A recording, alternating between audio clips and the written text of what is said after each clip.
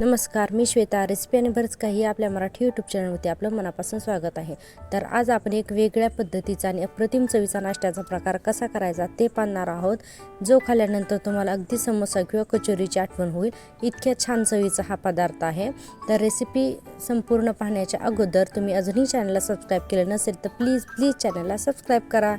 तर हा नाश्ता बनवण्यासाठी सगळ्यात पहिल्यांदा मी एक बाऊल घेतलेला आहे आणि यामध्ये मी घालते 1 वाटी कणिक घालायची आहे. फक्त 1 वाटी कणकेमध्ये अप्रतिम चवीचा हा नाश्ता बनवून तयार होतो. त्यामध्ये मी अगदी 3 चमचे बारीक रवा घातलेला आहे. चवीनुसार मीठ घालते. आता यामध्ये टेस्टसाठी घालायची आहे कसुरी मेथी. यामुळे याचं आवरण छान आणि स्वादिष्ट होतं. आता म्हणून मी थोडंसं तेल घातलेलं आहे. तर हे तेल आपल्याला संपूर्ण पिठाला चोळून घ्यायचं आहे, जेणेकरून आपल्या नाश्त्याची जी वरची पारी आहे तर ती अतिशय खुसखुशीत होते. तर तेलाला मोहन संपूर्ण लागल्यानंतर आता आपल्याला यामध्ये थोडं पाणी घालून याचा एक घट्ट असा गोळा मळून घ्यायचा आहे.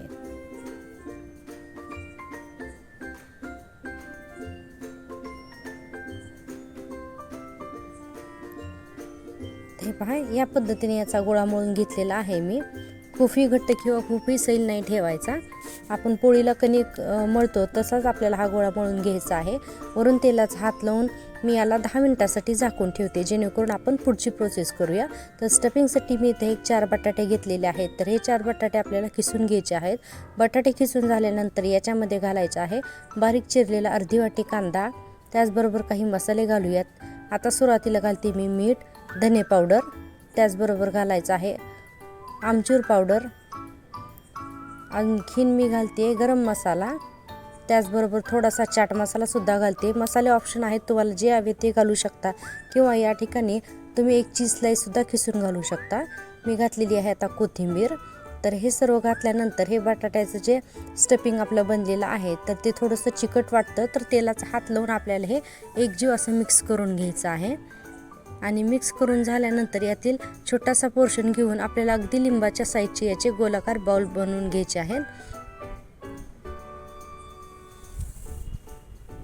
तर हे पहा, या पद्धतीने या पिठाचे मी छोटे छोटे बॉल बनवून घेतलेले आहेत. तर हे सर्व बॉल एका डिशमध्ये मी काढून घेते. तर आता 10 मिनिट झालेले आहेत. तर आपण जे कणिक आणि रवा भिजवून ठेवलेला होतो तो सुद्धा छान सॉफ्ट झालेला आहे.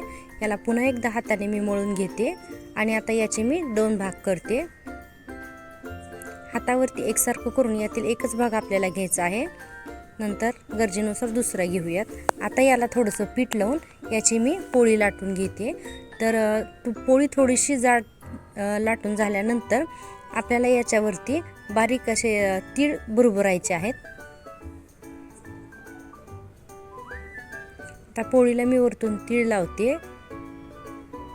इथे तुम्ही चिली फ्लेक्ससुद्धा घेऊ शकता आणि कोथिंबीर घालते. आता हे दोन्ही घातल्यानंतर वरून हाताने थोडंसं प्रेस करायचं आहे आणि बेलण्याने नंतर आपल्याला ही पोळी मोठी लाटून घ्यायची आहे. तुम्ही इथे पाहू शकता, खूपही जाड किंवा खूपही पातळ अशी पोळी लाटलेली नाही, मी मध्यम आकाराची पोळी लाटलेली आहे. आता एक मी वाटी घेते आणि वाटीच्या साहाय्याने याला गोलाकार अशा याच्या पुऱ्या बनवून घेते. संपूर्ण पुऱ्या कट करून झाल्यानंतर याचे मधला जो पोर्शन आहे तर तो बाजूला काढून घ्यायचा आहे. आणि या ज्या पुऱ्या आहेत तर त्या बेलण्याने मी आणखी थोड्याशा लाटते, जेणेकरून थोडासा आकार याचा मोठा होईल आणि आपले बॉल जे बनवून घेतलेले आहेत ते यामध्ये सहजासहजी मावतील. तर हे पहा, कोथिंबिरीची जी बाजू आहे तर ती मी खाली ठेवलेली आहे आणि हे स्टफिंगचा जो बॉल आहे तो आतमध्ये ठेवलेला आहे.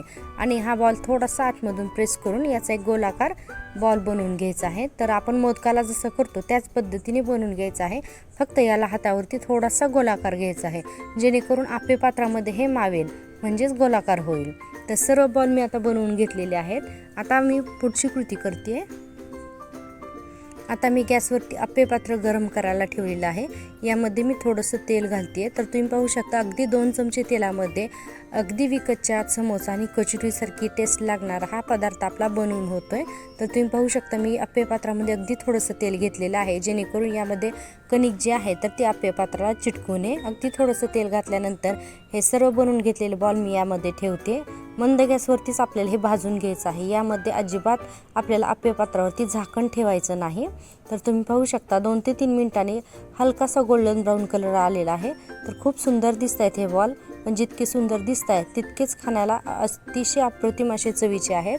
तर घरी करून नक्की एकदा पहा, कमेंटमध्ये कळवायला अजिबात विसरू नका। आणि सगळ्यात महत्त्वाचं, चॅनलला प्लीज जास्तीत जास्त सबस्क्राईब करा, लाईक करा आणि शेअर करा।